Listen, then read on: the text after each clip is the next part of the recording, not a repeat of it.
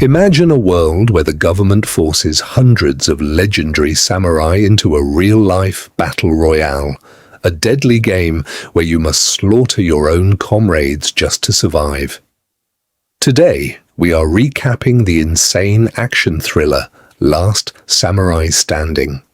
Make sure to watch until the end because the twists in this story will leave you completely breathless. The story begins amidst the bloody chaos of the Boshin War. A brutal samurai named Shujiro leads his clan into battle, easily slicing through enemies like paper. They celebrate a hard-fought victory, but their joy is cut short. Suddenly, a massive rain of government artillery strikes the battlefield. Shujiro screams for his men to retreat, but within seconds, his entire army is wiped out. He is the only survivor. 10 years later, Shujiro wakes up gasping from this nightmare. In this new era, the government has banned swords and stripped the samurai of all power. To make matters worse, a deadly cholera epidemic is sweeping the country, infecting Shujiro's wife and young daughter. Desperate for money, Shujiro tries to sell his beloved samurai's sword, but the shopkeeper refuses, warning him that possessing a sword is now a serious crime. On his way back, Shujiro notices a crowd gathered around a mysterious poster. It's an invitation to a deadly martial arts tournament in Kyoto, promising a massive reward of 100,000 yen. Shujiro rushes home with the paper, but it's too late. His young daughter has already passed away. Grief-stricken, he promises his wife that he will enter the tournament to save their family, but vows never to take a human life again. When Shujiro arrives at the Kyoto temple, he finds 292 elite samurai from across Japan. The sinister official, Enju, introduces this as Kodoku, a survival game. Suddenly, a police officer bursts in to arrest the organizers for illegal sword possession. But before he can even draw his weapon, Enju's right-hand assassin, Sakura, steps forward and slices the officer's neck in the blink of an eye. The rules are now revealed. The contestants must travel from Kyoto to Tokyo through 7 dangerous checkpoints. To pass, you must kill other samurai and steal their wooden identity tags. Furthermore, everyone must wear a special collar. If you remove it and don't put it back within 10 seconds, you die instantly. As the game begins, and the temple turns into a bloody butcher shop, Shujiro's PTSD kicks in, causing his hands to violently shake. Refusing to kill, Shujiro spots a helpless little girl named Futaba, caught in the crossfire. Remembering his own daughter, he rushes to protect her. When a sniper targets Futaba, Shujiro performs an unbelievable stunt, climbing a tower to save her and her tags just in time. Safely hidden inside a house, Futaba reveals she entered the game to buy medicine for her sick mother. Shujiro promises to protect her at all costs. Soon after, another skilled fighter named Kyojin approaches them. Instead of attacking, he gives them a spare tag, allowing Shujiro and Futaba to clear the first stage.